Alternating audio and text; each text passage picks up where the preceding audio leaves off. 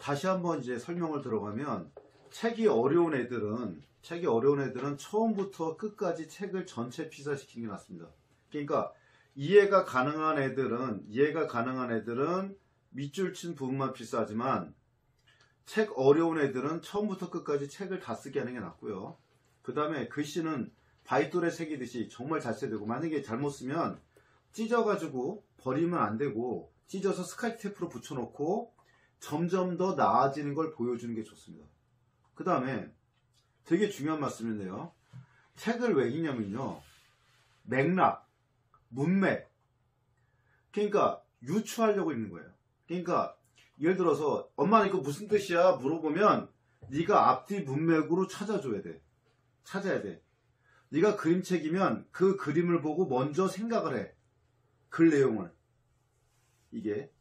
그러니까 책을 볼 때 반드시 알아야 될 게 뭐냐. 맥락이라든지 문맥을 못 잡으면 읽을 필요가 없어요.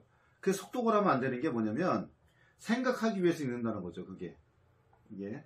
그러니까 그 점을 이제 명심하셔야 되고, 그 다음에 애들이 책을 못 읽습니다. 처음에 던져주면.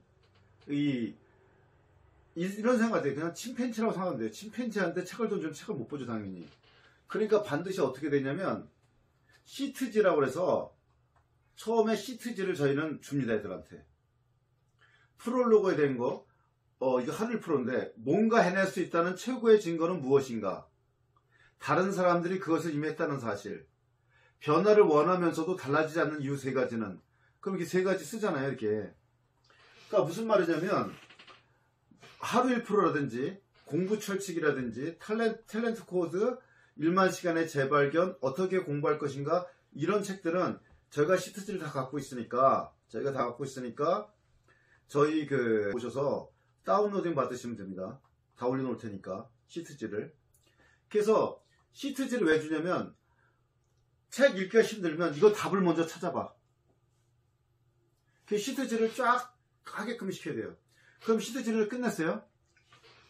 프롤로그를 이제 끝났어요. 이렇게 프롤로그를 끝냈어요. 그러면 애들은 집중력이 짧으니까 이 시트지를 몇 개를 출력하냐? 한 10개 정도 출력합니다, 우리는.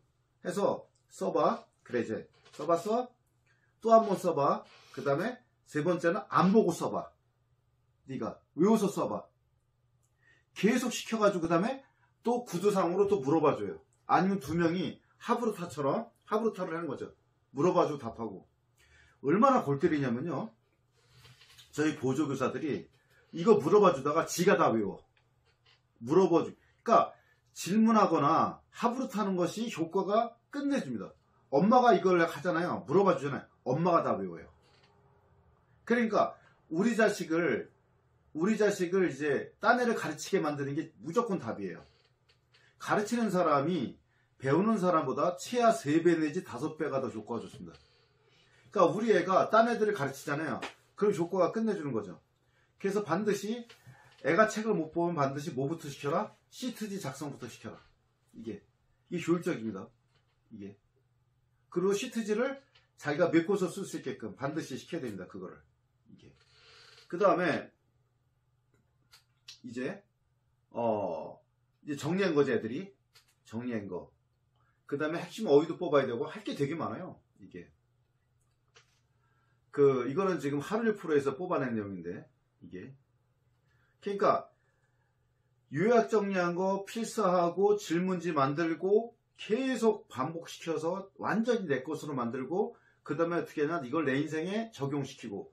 자기계발서를 왜 자꾸 읽으냐면요, 다 잊어버리고 실천도 안 하고 그냥 정리도 안 해놓고 그때 맞아 그렇게 갔기 때문에 그래요. 독서는 반드시 뭘 해야 되냐, 반복해야 됩니다. 다른 방법으로 반복을 해야 됩니다. 눈을 읽는 게 반복이 아니에요. 그래서 지금 이거는 꾸준히 보여드릴게요. 독서활동지다. 이게. 그래서 독서활동지가 노트 말고 따로 있어요. 또 핵심 문장 찾기. 그러니까 다시 한번 두 번째 반복할 때 또는 핵심 문장을 찾아버리고, 그 다음에 요약 정리하고 질문지 만들고, 세 가지. 다시 설명드릴게요. 다시 설명드리면, 첫 번째 첫 번째 될 게 뭐냐? 핵심 문장 적기. 이게 핵심 문장 적기. 그러니까 부모님이 독서 교육 시킬 때 명시될 게 뭐냐? 핵심 문장이 아니야? 그러면 바꾸놔야 됩니다. 계속 바꾸놔야 돼요. 이게 애들한테 하면 안 될 조건이 뭐냐?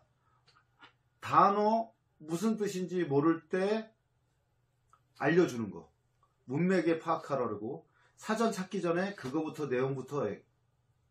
애들이 모르는 단어가 한 페이지에 5개 이상이면 힘들어요. 그래도 시켜야 됩니다. 계속. 짜증나니까 가르쳐 주지 마세요. 아이가 유추하는 능력을 키우는 게 미엘린이 가장 많이 드러납니다.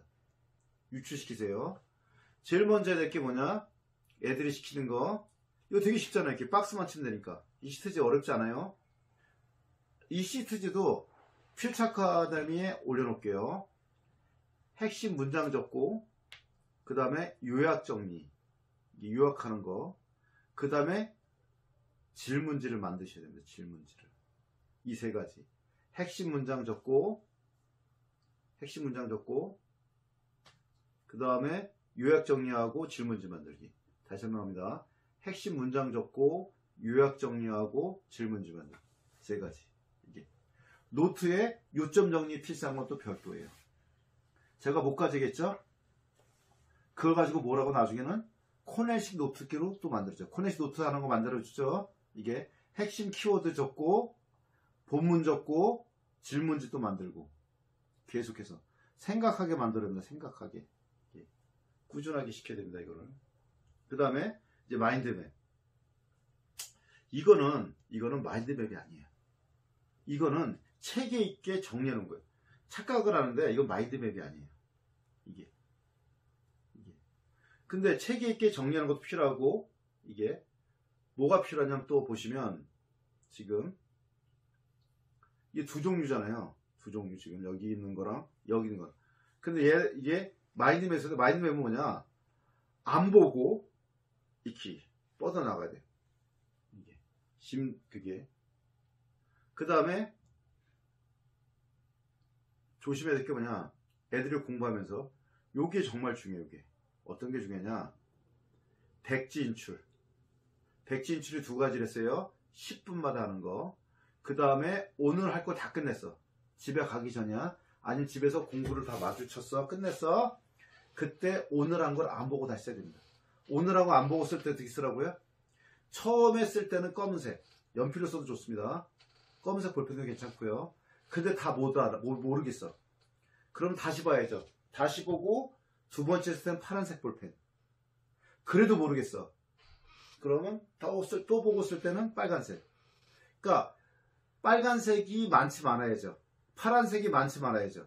검은색이 많아야죠. 그건 안 보고 쓴 거니까. 이게. 그 다음날 아침에도 백진출 또 한 번 하셔야 돼요. 그리고 애한테 뭘 시키냐? 야, 승훈아, 너 자기 전에 오늘 한 거를 쭉 머릿속에 다시 한번 쭉 리피트해봐. 이게 살 빠지는 비결이에요. 아침에 일어날 때도 어제 한 거를 복습해봐. 일어나기 전에. 이게. 인출이 정말 중요합니다. 그 다음에 이 하루 계획은 뭐냐? 오자마자 그날 계획을 세워야 돼요. 자기가 계획 세울 때하고 남이 계획 세우는 거하고 다릅니다. 자기가 계획 세울 때 약 30%를 더합니다. 이게. 아셔야 되고. 그래서 이 백진출이 되게 중요하다. 이게. 그래서 예를 보여드리면, 이게 지금 저기요. 하루 계획표에 쫙. 몇 시부터 몇 시까지 뭐 하겠다 내가. 그리고 나중에 끝났을 때 여기 도달률 써야 되죠. 그 다음에 10분 인출이 바로 10분 내지 15분 인출. 몇 시 몇 분에 뭐 했다. 몇 시 몇 분에 뭐 했다. 몇 시 몇 분에 뭐 했다. 이게 한 양쪽 2페이지 내지 3페이지가 하루 종일 되면. 이게. 글씨가 좀 잘 안 보여서 이게 너무 좁아지는데. 그렇게 시켜놓고, 그 다음에 여기 백지 인출. 안 보고 쓰는 거죠.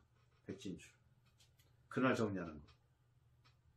이렇게 해서 이것도 백진출. 그 다음날 와서 쓴 거. 이렇게 해서 아이들이 이게 보통 이 데일리 플랜 이 자료가 2달치인데 애들이 안 버려요. 자기 피땀이 어린 거기 때문에. 다시 한번 정리합니다. 책을 봤을 때는 고개를 들어서 10분 정도 했으면은 생각을 해야 돼요. 인출해야 됩니다. 10분이나 생각하지 마시고 그냥 2페이지 보면 내가 이 2페이지 넘기기 전에 이게 무슨 내용이지? 그 생각을 하셔야 돼요. 그게 좀 애가 집중이 떨어지면 한 페이지라도 이게 그렇게 하셔야 되고, 두 번째는 뭐를 생각하셔야 되냐면 한 챕터 끝나자마자 한 챕터 끝나자마자 요점 정리와 나중에 이제 코네식 노트 필기를 하셔야 됩니다. 이게 질문지 만드셔야 되고요. 반드시 핵심 문장 다시 한번 또 찾아보고 요약 정리해보고 질문지 만들고 이거 하고, 책이 한 권 다 끝나면 마인드맵 하고, 그날 공부 끝나면 백지 인출하고. 이게 제가 무슨 말씀드리냐, 몇 권 읽었냐가 중요한 게 아니라 몇 권 기억하느냐, 몇 권을 남에게 설명할 수 있느냐, 내 인생에 반영을 시켰냐. 그래서 다시 한번 정리하면 신토피컬 같은 주제끼리 연달아 3권을 읽어서 스키마, 생각의 틀을 잡아놔서 그쪽 분야 책을 완전히 빠삭하게 만들고, 2단계로 가서 메타인지 객관화 시키는 거. 내가 올바르게 책을 읽었는지, 제대로 읽었는지, 제대로 이해했는지, 남한테 확인사살 받고, 나한테 비판하게 하고, 이 공격적 피드백, 나를 비난하는 것을 기꺼이 받아들이고, 마지막으로 내 삶의 영역에 연결시키는 거. 연결시켜서. 예를 들어 내가 여행책을 써서 그럼 투어 사업을 같이 해버리는 거. 이 플랫폼 독서까지. 1단계 신토피컬, 두 번째가 메타인지, 세 번째가 신토피컬. 이게. 그래서 끝나고 나면 시간 격차를 두고 다시 반복해야 된다. 코네식으로라든지 아니면 또 다른 방법이라든지, 아니면 한쪽 페이지는 요점 정리하고 다시 한번 정리하고 오른쪽은 비워놓고 같은 주제 책을 또 거기다 옮겨 놓는다든지 자기 생각을 적는다든지, 그래서 자꾸 업그레이드 노트를 여러 개를 만드셔야 됩니다. 반드시. 그래서 탤런트 코드 읽었던 노트가 여러 개야. 그냥 요점 정리 노트 있어, 코네식 정리도 있어, 그 다음에 연계 독서까지 해서 같이 또 따로 만들었어, 내 생각까지 집어넣어서 이렇게 다양하게 노트가 만들어지면 그제서야 내가 탤런트 코드 한 권을 제대로 읽은 겁니다. 이게 바로 심층 독서예요. 내 인생을 변화시킬 수 있는 것. 이게 바로 심층 독서입니다. 예, 심층 독서에 대한 설명을 이제 마치겠습니다.